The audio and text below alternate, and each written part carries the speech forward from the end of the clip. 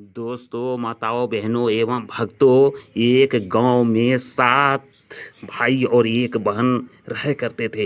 दोस्तों, एक बात जो सबसे आश्चर्य है कि एक जादूगर ने उनकी बहन को घोड़ी बना दिया। दोस्तों, घोड़ी बन जाने के बाद आप समझ सकते हैं कितनी दुख की बात है। दोस्तों, ये रोमांचित करने वाले एक रोमांचक और ज्ञानवर्धक कहानी है दोस्तों, और ये सच्ची कहानी है, इसलिए इसको आप लोग पूरे सुनिएगा। लेकिन दोस्तों, वीडियो शुरू करें इसके पहले निवेदन करते हैं कि वीडियो को लाइक कर दीजिए। तो हेलो दोस्तों, मैं अपने गुरुदेव बागेश्वर बाबा के चरणों में दंडवत प्रणाम करता हूँ। आप सभी को नमस्कार, प्रणाम, जोहार करता हूँ। और दोस्तों, मैं वीडियो को शुरू करता हूँ।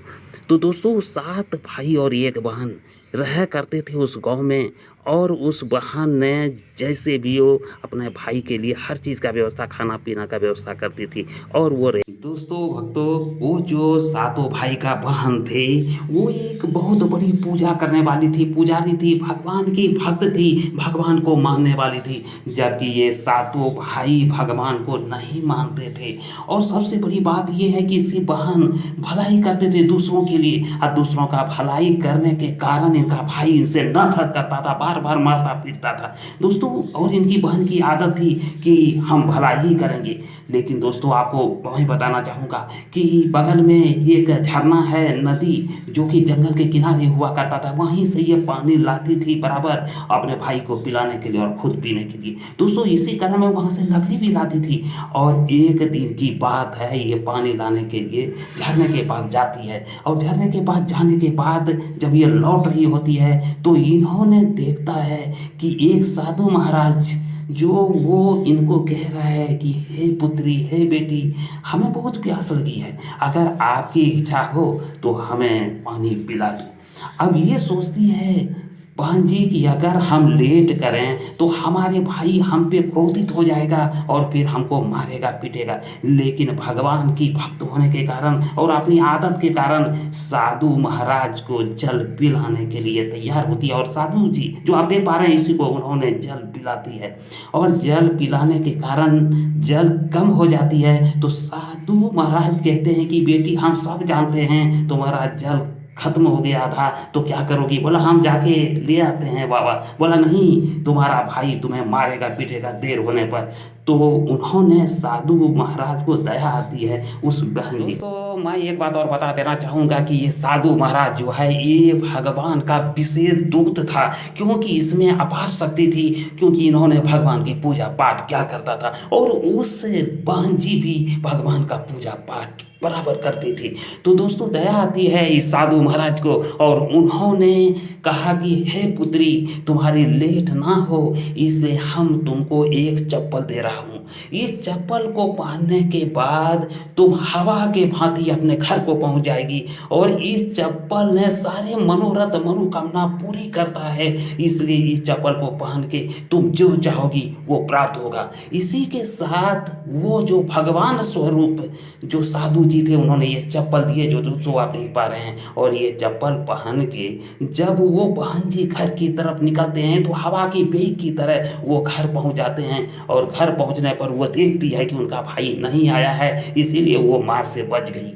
लेकिन दोस्तों, इसी कड़ी में जब वो रात गुजरती है, दूसरी सुबह होती है, तो घर में नाश्ता बनाने के लिए कोई सामान नहीं थी, बड़ा मुश्किल, कुछ भी नहीं। तो वो तबाह हो जाती है, परेशान हो जाती है। उसका बड़ा भाई और सभी भाई ने मिलकर बड़ा बुरा कहता है उसको, बहुत कुछ खराब, और यहाँ तक कि मारता भी है एक दो था। तो ऐसा नौबत देख कर वो रोने लगती है, और इसी क्रम में थोड़ी नींद आती है। नींद आने के बाद उसे सौंपन आता है कि तुम्हारे पास वो चप्पल है पुत्री, जो साधु ने दिया, उसी का मतलब चेहरा आता है, और कहता है पुत्री, जो चप्पल दिया हूँ तुम उससे जो भी मांगोगे वो तैयार हो जाएगा, भोजन मांगोगे भोजन तैयार हो जाएगा। वो बहन जी ने पूजा पाठ करने के बाद वो चप्पल से बोला कि हे चप्पल, क्या आप हमारे खाना बना सकते हो? बोला हाँ। वो चप्पल को पहन के जब वो यही बात बोली कि उसका खाना बन के रेडी हो गया। अरे दोस्तों, आज की बात है कि जब दिव्य का जो भी मतलब खाना बने या दिव्य जो होती है वो अपार होती है, अनुपम होती है। और ऐसा ही हुआ, खाना इतना टेस्टी कि जब उसका भाई जब आए कमा कर, तो उन्होंने जब ये भोजन किया तो अंगुली चाटते रह गया। उसको लगा कि इतना अच्छी भोजन इन्होंने, हमारी बहन ने आज कैसे बनाई। दोस्तों यही सिलसिला जारी रहा और नशा भी चप्पल से कह के इन्होंने बनाया वीडियो में। दोस्तों फिर दूसरे दिन शाम को भी सातों भाई कमा के लौटते हैं और उसकी बहन उसकी प्रतीक्षा कर रही होती है, क्योंकि वो चप्पल को कहने मात्र से खाना बन के रेडी हो चुकी थी। और दोस्तों एक बात बताना चाहूंगा कि वो साधु महाराज जो चप्पल दिए थे, वो चप्पल की करामती इतना थी कि वो भाई को और अपना ही नहीं बल्कि गांव का भी बहुत सारे आदमी को खिलाती थी। ये परंपरा डेली का डेली चलना शुरू हो गया और स्वादिष्ट इतना कि आज तक उस गांव में कोई खाया ही नहीं, उतनी अच्छी भोजन किया ही नहीं, इतनी स्वादिष्ट भोजन बनती थी। दोस्तों उससे बहन जी का छोटा भाई थोड़ा धूर्तवास टाइप का था और उसके मन में जो है ये बात आ गई कि हमारी बहन है आखिर खाना बनाती कहाँ से है, हम लोग कुछ लाते नहीं हैं, हम लोग कुछ देते नहीं, फिर भी ये स्वादिष्ट खाना कहाँ से बनाती है। वो एक दिन काम करने नहीं जाते हैं और वो छुप जाते हैं और देखते हैं कि यहाँ पे बात क्या नज़ारा क्या है। दोस्तों उन्होंने देखा है कि चप्पल बहन जी उसका ले जाती है और बोलती है हे चप्पल खाना बना दो। और भक्तों जब उनका छोटा भाई ने देखता है कि चप्पल को कहने मात्र से ही खाना बनकर रेडी हो गया और इतनी खाना की गांव वाले को भी खिला सकती थी और ऐसा उन्होंने खिला भी रही थी उसकी बहन ने।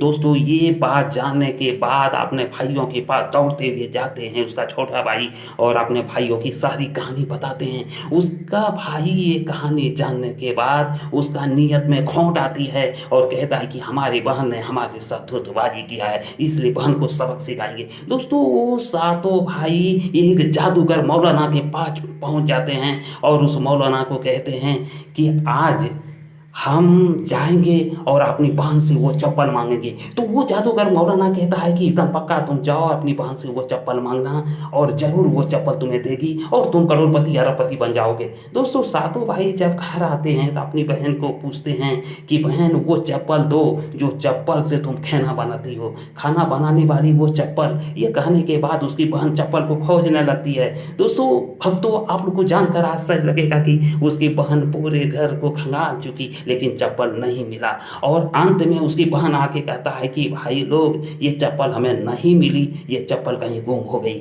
लेकिन उसका भाई को ये विश्वास होने लायक थी नहीं, उसे बड़ी गुस्सा आता है उनका भाई को और भला बुरा कहना शुरू करता है अपनी बहन को और यहाँ तक कि सभी भाई मिल के मारपीट भी करना शुरू कर देता है। बेचारी बड़ी परेशान और बहुत टेंशन और चिंता में हो जाती है कि ये चप्पल अगर काश मिला होता तो मार खाने से मैं बच जाती।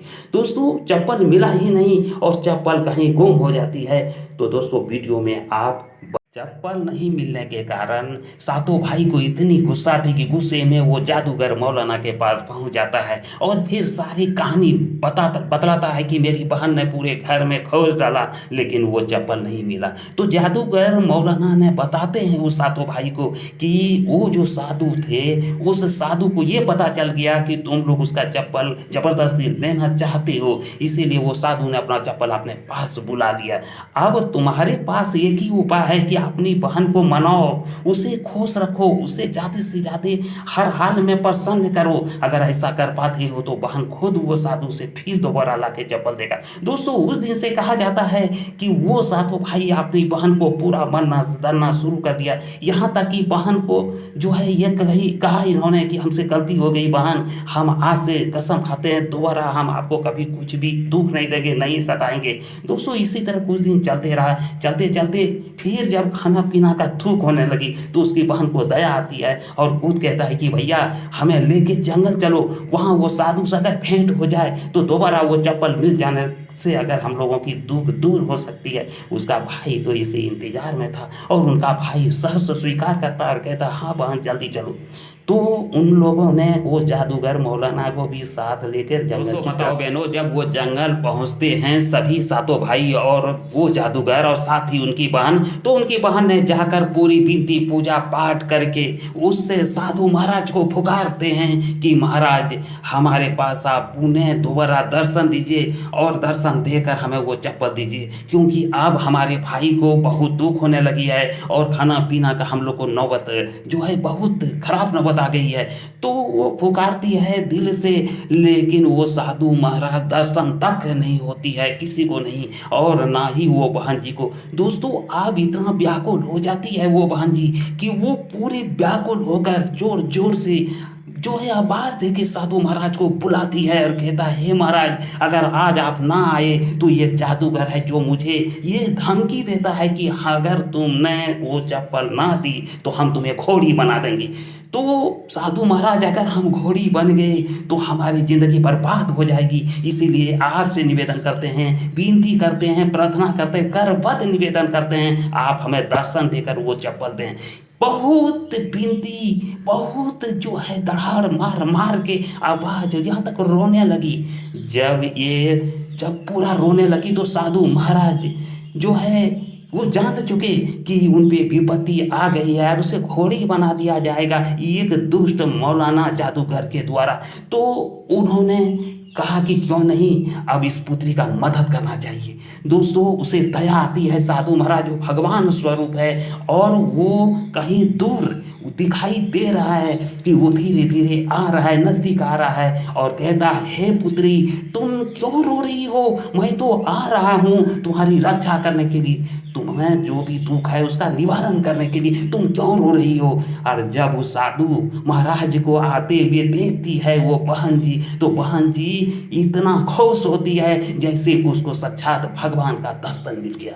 दोस्तों जब वो साधु आते हैं तो उन्होंने तो ये समझ गया था कि दुष्ट लोग जो है अरबपति खरबपति बनने के लिए से चप्पल लेना चाहता है, इसीलिए साधु ने उन लोगों से माताओं बहनों और भक्तों, जैसे ही साधु महाराज आते हैं और उन्होंने उन लोगों से पूछते हैं, वो मौलाना जादूगर से और सातों भाई से कि तुम लोग क्या चाहते हो, तुम लोग आखिर क्यों परेशान करती हो ये मेरी पुत्री को, यानी वो बहन जी के से बोलते हैं साधु जी कि इन्हें क्यों परेशान करती हो। तो बोला कि हम परेशान इसको तब से छोड़ देंगे करना जब वो चप्पल आप हमें दे दें, और वो चप्पल आप हमको दे दीजिएगा तो आपकी ये पुत्री स्वरूप जो है इनको हम लोग परेशान नहीं करेंगे। दोस्तों साधु जी बोलते हैं कि अगर हम चप्पल तुम लोग को दे भी दिए ना, ये चप्पल कोई काम नहीं करेगा, क्योंकि ये चप्पल तभी काम करता है जो भगवान का भक्त होता है, और ये पुत्री जो है ना हमारी पुत्री ये भगवान का भक्त है, पूजा करती है, लोगों के प्रति इनकी दया है, और जो भी खाना बनता था वो गांव वाली को भी खिलाता था, इसीलिए ये चप्पल काम करता था, जो कहता था वो सुनता था, और तुम्हारे पास जाने मात्र से ये चप्पल कुछ भी काम नहीं करेगा, इसीलिए तुम लोग लौट जाओ। लेकिन वो लोग मानने वालों में से था ही नहीं, वो लोग बोला कि जब तक आप चप्पल नहीं दीजिएगा तब तक हम लोग यहीं रहेंगे। तो साधु महाराज ने गुस्सा से वो चप्पल निकाल कर उन लोग के सामने धर देता है और कहता है कि लो ये चप्पल। दोस्तों जैसे ही वो चप्पल उन लोगों को मिला, उन्होंने कहा कि हे चप्पल हमारे लिए अच्छा सा भोजन तैयार करो। दोस्तों ये सुनने के बाद चप्पल के द्वारा कोई भी ऐसा नहीं हुआ जो कि ये साबित हो कि खाना बनने वाली है, बल्कि ऐसे कोई कहे कि चप्पल को खाना बनाने के लिए, तो चप्पल कुछ सुने ना बुझे, वही हाल उस चप्पल का भी हुआ, और खाना बनना तो दूर की बात, थोड़ा सा भी रिएक्ट नहीं हुआ, कुछ भी नहीं हुआ। और ये देखने मात्र से वो सातों भाई को और उस जादूगर मौलाना को गुस्सा आती है, और वो गुस्से में कहता है कि मैंने तुम्हारी ये जो पुत्री है ना, जो तुम पुत्री कहते हो जिसे, इसे मैं घोड़ी बना दूंगा। और ये एक मंत्र वो मौलाना जादूगर पढ़ता है और फेंक देती है उस बहन जी पर, वो बहन जी घोड़ी बन जाती है। ये देखकर साधु महाराज को गुस्सा आता है और साधु महाराज ने एक मंत्र पढ़कर उस बहन जी पर फेंकता है, पुनः वो आदमी के रूप में आ जाता है। उसके बाद उस साधु महाराज को इतना गुस्सा आती है कि उन्होंने थोड़ा सा जल लेकर कुछ मंत्र पढ़ा और मंत्र पढ़कर उन सातों भाई के शरीर पर फेंक दिया। दोस्तों ये जानकर आपको आश्चर्य लगेगा कि वो सातों भाई एक बलिष्ठ घोड़ा बन गया, यानी एक तो घोड़ा बना सातों मिलकर, और फिर उस जंगल में चरने लगा, यानी उस जंगल में विहार करने लगा। और दोस्तों उसी के साथ उस साधु महाराज ने इस बहन जी को एक और घोड़ा देता है और कहता है, हे पुत्री, ये घोड़ा बराबर तुम्हारे साथ रहेगा, तुम्हारे पीछे पीछे रहेगा, इसलिए इस घोड़े को तुम रखो। और उस चप्पल को भी उस बहन जी को उस साधु के द्वारा गिफ्ट में दे दिया जाता है। दोस्तों उस घोड़ा को लेकर और उस चप्पल को लेकर वो बहन जी अपने घर को आती है, लेकिन तब तक वो सातों भाई घोड़ा बन चुका होता है और जंगल में वो विचरण कर रहा होता है। और वो सब दिन के लिए अपने सातों भाई से इस बहन को आज़ादी मिल जाती है, क्योंकि वो अब घोड़ा बन चुका है और वो आदमी बनेगा नहीं। दोस्तों गुरुदेव बागेश्वर धाम सरकार कहते हैं कि जो प्रभु का भक्त होता है या होती है, उसका इस संसार में कोई दुष्ट या कोई भी कुछ नहीं बिगाड़ सकता। इसलिए प्रभु की भक्ति करनी चाहिए। जो भी प्रभु की भक्ति करता है, जो पूजा करता है, जो प्रभु को अपना मान लिया, ये बात तो अनुदाचार्य महाराज भी कहते हैं कि जिस दिन से तुमने अपना सब कुछ निछावर कर दो और प्रभु को मान लो कि तुम्हारे सिवा मेरा संसार में कोई नहीं है, उस दिन से प्रभु ही तुम्हारी रक्षा करेगी। और शायद यही एक कारण है कि आज वो बहन जी सुखी जीवन जीना शुरू कर दिया है, क्योंकि उसके पास एक करामती घोड़ा भी है और उसके पास एक करामती चप्पल भी है, जो कहने मात्र से भोजन बना देती, कहने मात्र से उसकी इच्छा पूरी होती है और कहने मात्र से वो घोड़ा जो है वो सारा मतलब उसका पूरा करती है। जो सिर्फ ये कह दे कि मुझे फलना जगह चलना है तो घोड़ा खुद ही अपना जो है उस जगह पे चलने के लिए तैयार होती है। बल्कि उस घोड़े में एक और खूबी थी कि वो इंसानी आवाज़ में बात भी करता था। हाँ दोस्तों, उन्होंने इंसानी आवाज़ में बात कर पूछता था कि मालकिन आप मुझे बताओ कहाँ चलना है, और जैसे ही ये जहाँ पे बताती थी वहाँ पे वो घोड़ा लेके चले जाते थे। घोड़ा में इतनी बुद्धि थी, इतना दिव्यता थी कि उसे चारों दिशा की चारों कौन मालूम थी दोस्तों। तो ये दिव्यता वाली घोड़ा और चप्पल मिलने के कारण बहन जी खुश हो गई। तो दोस्तों ये वीडियो कैसे लगी? ये वीडियो अगर शायद आपको अच्छी लगी हो तो वीडियो को लाइक कर दीजिए, चैनल को सब्सक्राइब कर लीजिए, उषा हंसा ब्लॉग चैनल का सदस्य बनिए दोस्तों। और इसी के साथ मैं मिलता हूँ आपका अगला ब्लॉग में। तब तक के लिए आप लोग से विदा लेता हूँ। जय हिंद, जय भारत, जय सीताराम।